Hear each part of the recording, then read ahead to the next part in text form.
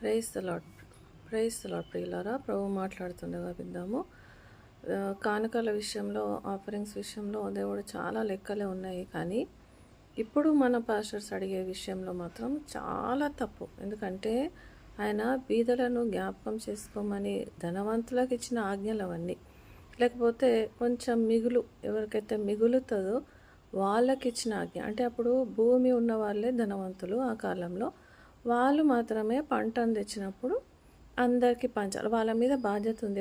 ఎవరెవరి బాధ్యత అంటే సేవకులకు, తర్వాత బీదలకు, విధవరాండ్లకు, తర్వాత పరదేశులకు, అంగహీనులకు, ఎవరైతే పని చేసుకోలేరో, ఎవరైతే డిపెండెంట్సో, ఎవరైతే అనాథ పిల్లలు ఉన్నారో వాళ్లకు సహాయం చేయాలని దేవుడు వాళ్లకు మాత్రమే ఇచ్చిన ఆజ్ఞ. అంటే ఇప్పుడు ధనవంతులే వీళ్ళ భారం అంతా మొయ్యాల. అంటే వర్కింగ్ క్లాస్ ఒకటి ఉంటుంది సొసైటీలో, ఇంకా డిపెండెంట్ క్లాస్ అని ఉంటుంది. వాళ్ళు వృద్ధులు కావచ్చు, చిన్నపిల్లలు కావచ్చు, మహిళలు కావచ్చు, చదువురాని వాళ్ళు కావచ్చు, చాలామంది ఉంటారు.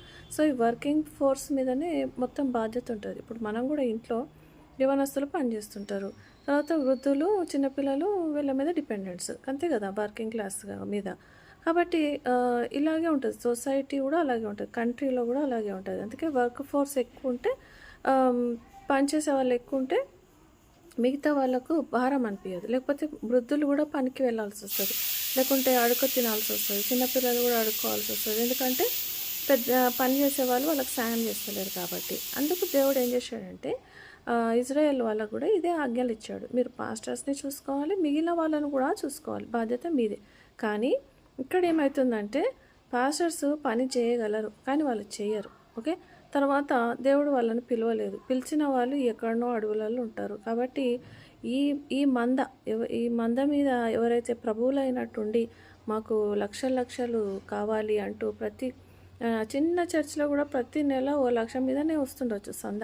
ఈ డబ్బులంతా ఎక్కడ పోతున్నాయి? మీరు చర్చిలోనే మీద వాళ్ళకి సాయం చేస్తారు. వాళ్ళని కూడా మీరు వాడు 100 రూపాయలు సంపాదిస్తాను 10 రూపాయలు తేవాలరా అని వానికి గిల్టీ కాన్షియస్, వాడిని పాపిగా మీరు వాడిని ఏలెత్తి చూపిస్తూ కుక్కకు కూడా మీరు టై తీయాలా, పందికి కూడా టై తీయాలా అంటూ కొత్త కొత్త రూల్స్ పెడుతూ మీరు ఎంత భయంకరంగా దేవుని నామాన్ని అవమానపరుస్తున్నారంటే, రీల్స్లో కానీ యూట్యూబ్లో కానీ చూస్తే అన్యులు మిమ్మల్ని దూషిస్తున్నా మీకు ఇంత కూడా పాస్టర్లకు ఇంత కూడా చీమ కుట్టినట్టు లేదు. మీరు ఎక్కడన్నా పోండి, దేవుని నామాన్ని పరుస్తున్నారు కాబట్టి మీరు రెండింతలు కాదు ఇంకెక్కువ శిక్షకు పాత్రులు. అది మీకు అర్థమయ్యే టైంకి సమయం గడిచిపోతుంది. దేవుడు ఇలాంటి వారి నుంచి అమాయక ప్రజలను కాపాడుగాక. ఆమేన్.